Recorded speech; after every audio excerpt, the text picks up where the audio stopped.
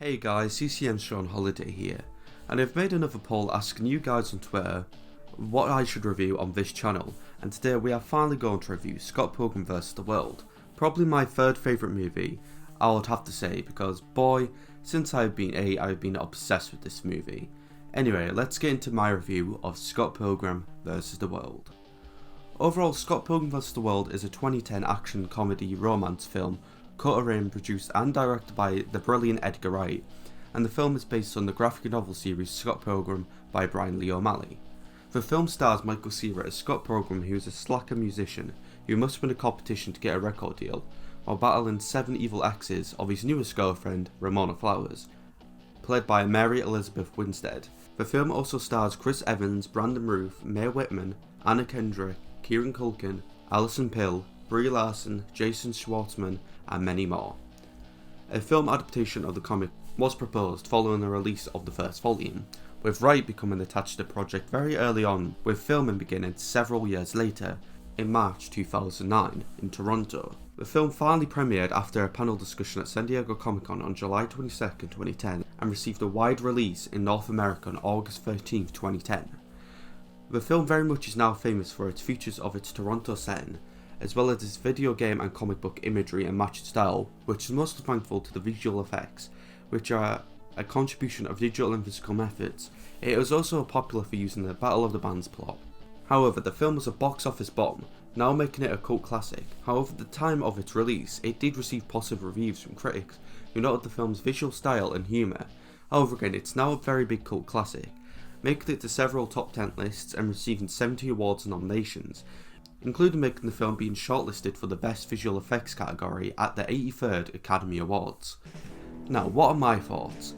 Well, again, I have loved this film practically after its release in 2010. I think I initially loved this film because it was a film that changed its protagonist of its genre. Pretty much to me, around 2010, action films were dominating the box office thanks to Christopher Nolan's strategy to the genre, which resulted in mostly serious films starring an experienced hero. And well, this is where Scott Pilgrim vs. the World and 2 other films that I love came, which were Kick-Ass and Super. These films were very much serious and dark in their moments, but allowed us to experience a new version of this genre that felt like it was on a caffeine rush, bringing us colour, craziness, and well, a protagonist who doesn't know what they're fully doing, which makes them learn throughout the film for what they actually want.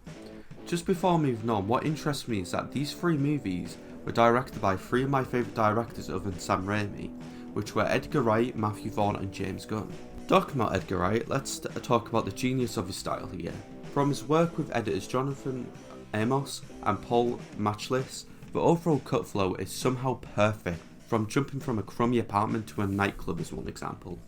This is all thanks to the comic book text and onomatopoeias that look like they are straight come out of a Adam West Batman series for the modern world. I think that the editing actually overall shows how much Wright has learned over the years, from working on the show Spaced to the first Cornetto movies to here, where we somehow see a more smoother, more relaxed to his films, which at times actually makes me sad because, well, this is rare to see in a filmmaker, especially Michael Bay, which I seem to love bullying in this series. What amazes me more with this is that we see shots and references to the original comics, with even having the scene drawn in Brian Lee O'Malley's style being fit in the movie with its wonderful score. Oh, also, fun fact, it was Wright's brother Oscar who also illustrated this part of the film. This is also proven by seeing how Hollywood has never quite succeeded in making a decent video game adaptation other than Sonic and Detective Pikachu recently. However, Scott Pilgrim still appears to be the best in its game, with proven Hollywood it is possible to make a video game a movie, as long as you don't bother basing it entirely on the game. The film is also funny as fuck. Ever since the opening, you get a lot of laughs, especially of probably one of my favourite characters in this film, Wallace, who is played by Kieran Culkin, who is Scott's roommate. He lands the funniest one-liners, and he is also, well, including probably one of my favourite scenes in this film. Everything does suck. Or does it? Hello? Oh, hey, Knives. What's that? You're outside? Is Scott here? You know what? He just left. Really? Yeah. Sorry. We also very much see each ex bring their special touch of ridiculousness in this film as well, with Matthew Patel showcasing Bollywood-inspired dance moves amid his furious punches. We have Lucas Lee played by Chris Evans, who's an ego-inflated Hollywood star, and my last example will be Todd, who is played by Brandon Roof, who is a superpowered dummy, who is all-powerful because he's vegan until he gets his powers taken away for drinking half and half. Pretty much every character brings away fully fleshed moments in their scenes, in their screen time, while bringing laughs, especially Scott, who yes is our main character, but he's overall our funny little awkward character, who people seem to relate to a lot, thanks to Michael Seaver's acting, or well, as you can see how he was at Jersey Shore, how he usually is. I don't know if any of you know why we're here, but MTV wanted me to do promos for Youth in Revolt, which is a movie that I'm in. I told them that I really wanted to just meet you because I really like the show. Well, I'm half Italian. I don't know if you guys know that about me. Oh, you really? Yeah, mio papà viene dalla Sicilia. Oh. Anyone know what that means? Your father lives... Means my father comes from Sicily. Yeah. Let's make some run juice. It's gonna fly. Yeah, it might. Do you want me to hold this while you blend it? Please. Whip it.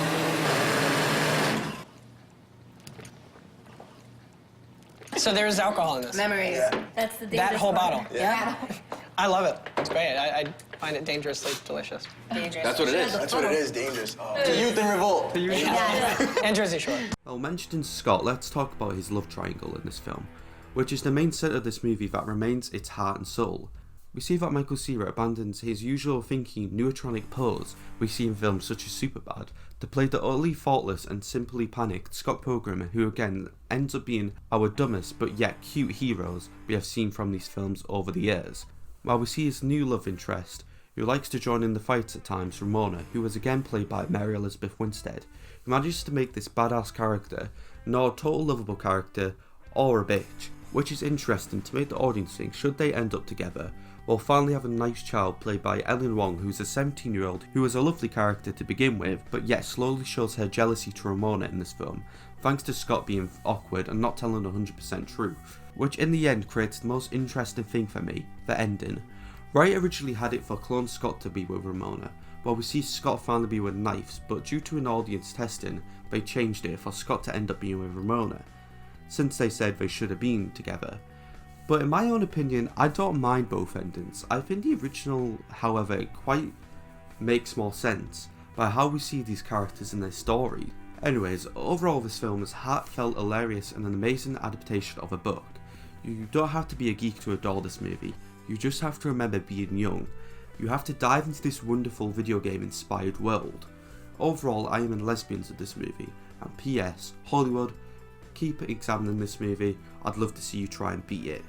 Anyway guys, if you enjoyed this video, please like, comment and subscribe. If you dislike the video, please give me some feedback on how I can improve. I always want to make good content for you guys. And if you want to head over to my Fiverr, the link will always be in the description below. I'd love to edit a 1 to 10 minute video for you guys at a reasonable price. Anyway, thank you so much for watching, and I'll see you guys next time.